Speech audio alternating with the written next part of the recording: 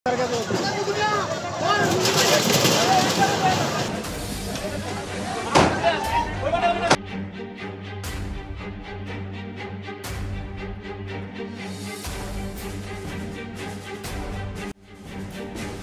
ঢেউয়ের তোরে হারিয়ে যাচ্ছে জনপদ।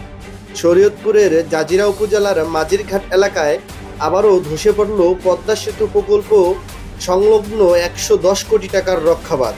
বিকেল ৩টা থেকে শুরু হওয়া ভাঙনে ঘণ্টা পেরুতেই নদীগর্ভে চলে গেল অন্তত ৬টি বসতবাড়ি ও ১৩টি ব্যবসা প্রতিষ্ঠান। আমার ছেলে ছেলে চাল নাই, এত পয়সা নাই, আমরা পাগল হয়ে গেলাম। রান্না করছে ভাতটাও সরাইতে পারে না, সরানোর কোনো অবস্থা নাই। ঠিক আছে, নদীতে বাংলাদেশ আমরা কষ্টকর আছি। আমাকে নদীতে ফকির বানাই থইছে, আমাকে হেন কাপড় ছাড়া আর কিছু নাই, কোনো বস্ত্র নাই, কাপড় ছাড়া। আমরা যে ক্ষতিগ্রস্ত হয়েছি, এই যে আমার আপন ভাই, তার বিল্ডিংটা অলরেডি চলে গেছে, কিছুই বাই করতে পারে না সে, এবং আরো চাস্তো ভাই বেড়াদার যারা আছে সবাই কেউ কিছু বাই করতে পারে না, কেউ কিছু নেয় নিতারে না, এই অবস্থা। ভাঙনে রব শেখ, জিয়াউর রহমান ফকির, সুজন ফকির সহ অন্তত ১৫ জনের ব্যবসা প্রতিষ্ঠান এবং আবুল বাশার মাতবর, খলিল মাতবর, স্বপন মাতবর সহ অন্তত ৮ জনের বাড়িঘর বিলীন হয়ে যায়। এরা কেউ তাদের বাড়িঘর ও ব্যবসা প্রতিষ্ঠান সরিয়ে নিতে পারেনি, যার ফলে ভাঙন আতঙ্কে অন্তত ৩০টি ব্যবসা প্রতিষ্ঠান ও বসতবাড়ি সরিয়ে নিয়েছে স্থানীয়রা।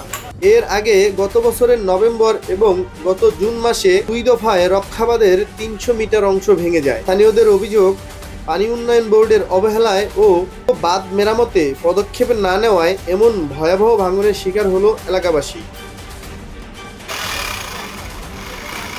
পানি উন্নয়ন বোর্ড পাউবো ও স্থানীয় সূত্রে জানা যায়, গত বছরের নভেম্বর মাসে ওই এলাকায় পদ্মা সেতু প্রকল্প রক্ষাবাঁধের প্রায় ১০০ মিটার অংশ নদীতে বিলীন হয়। তখন শরীয়তপুর পাউবো তাৎক্ষণিকভাবে মেরামত কাজ শুরু করতে পারেনি। ৪ মাস সময় ক্ষেপণ করে চলতি বছরের ২৫ এপ্রিল থেকে ২,৮৯,৮৭,০০০ টাকা ব্যয়ে বালু ভর্তি জিও ব্যাগ ও সিসি ব্লক ফেলে মেরামত কাজ শুরু করে। ক্ষোভ জানিয়েছেন এলাকাবাসী। তাদের দাবি, বারবার বলা সত্ত্বেও দায়িত্বশীলদের উদাসীনতায় এমন দুর্যোগ ঠেকানো সম্ভব হয়নি। এখন কি বলবো, আমাদের এই নদী অবৈধ বালি কাটার দায়, অবৈধ বালি কাটার কারণে নদীর গতি এদিকে আইসা পড়ছে। এখন সরকার মহোদয় এই গতি ফিরানোর জন্য ড্রেজিং করুক। ড্রেজিং করলে নদীটা আবার নদীর জায়গায় চলে যাবে, আর না হয় আমাদের এই জায়গাটা একটু দ্রুত স্থায়ীবাদ করে দিতে। এরা অবৈধভাবে বেশিরভাগ রাত্রেই নিছে, কেউ চোখে দেখছে কেউ দেখে নেই, এরকম অবস্থায় রাতে এইগুলা কাজ করে। রাত্রে প্রশ্ন উঠেছে, জিও ব্যাগ ফেলার আগেই যদি ভাঙন শুরু হয়, তাহলে কি সময় মতো সঠিক এলাকায় কাজ হয়নি? আর এই যে বারবার ধস, তা কি প্রকৃত তদারকির অভাব নাকি অদৃশ্য কোনো স্বার্থের ফল? স্থানীয়দের অভিযোগ, রক্ষাবাঁধটি ছিল কাগজে আর মাটি সরিয়ে নেওয়া হয়েছে দিনের আলোয়। বারবার ধসে পড়ে বাঁধ, এর জবাবও আসে না কারো কাছ থেকে।